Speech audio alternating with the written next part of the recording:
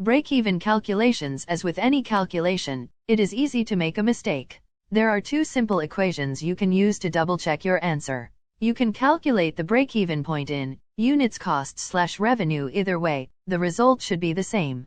Calculating in units. Learn this equation. Break-even point in units fixed cost/sales price, variable cost. So using the CD example, break-even point 10,000/6 to 2, 10,000/4, break-even point 2,500 CDs. Calculating in cost/revenue. Learn this equation. For the break-even point in cost/revenue, you then multiply the break-even point in units, which you have just calculated, by the sales price. 2,500 6 15,000. If you look at the break-even chart, you will see this is the correct answer. Location and distribution. Influences on location. When choosing a good location for a business, there are 6 important points to consider. These are access to natural resources. An area that is rich in raw materials attracts industry. For instance, the steel industry was located in Yorkshire due to the rich sources of coal with which to smelt the nearby iron.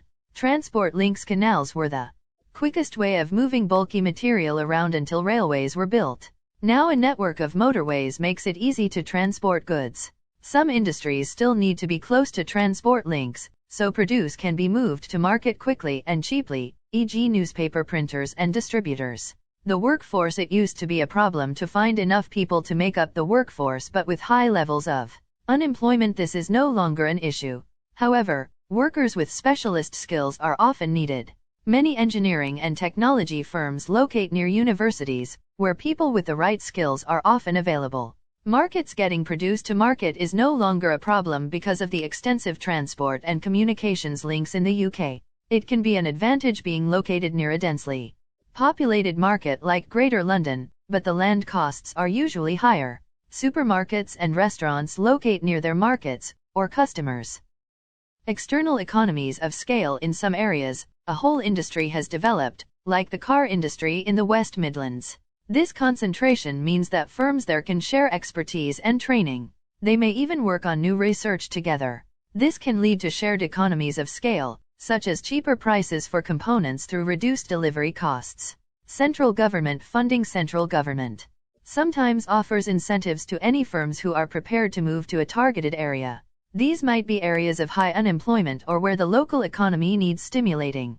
New towns like Telford and Milton Keynes and economic development areas. Regions where government is trying to attract firms, usually by offering incentives, or enterprise zones like London's Docklands have grown up in this way. Firms need easy access to their source of raw materials and good transport links to the marketplace.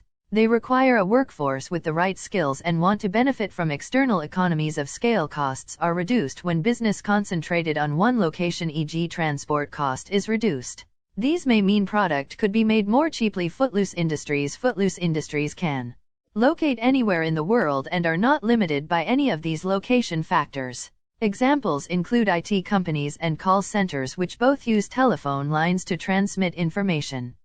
Channels of distribution. Producers and manufacturers have to get their products to their customers. The channel of distribution, the route a product takes from its beginning to consumer, can be simple, such as a farmer selling fruit directly to a consumer or through a chain of resellers. Each link in the chain means the end cost to the consumer will be higher, because each stage requires transportation, storage, advertising, and insurance. On top of these costs, each reseller will want to make a profit for the service they are providing, so the price is marked up. Some firms have tried to become more competitive by reducing the price to consumers. They have cut out some of the resellers and perform functions like wholesaling and retailing themselves. You should remember the 4 most popular channels of distribution, with examples of products typically distributed. The 4 main channels of distribution: 1. Direct from the manufacturer to the consumer, mail order goods. 2. From the manufacturer, via the wholesaler, to the consumer, furniture. 3. From the manufacturer via the wholesaler and the retailer end seller of goods to customers, to the consumer, trainers. 4. From the manufacturer, via the retailer, to the consumer, supermarket goods.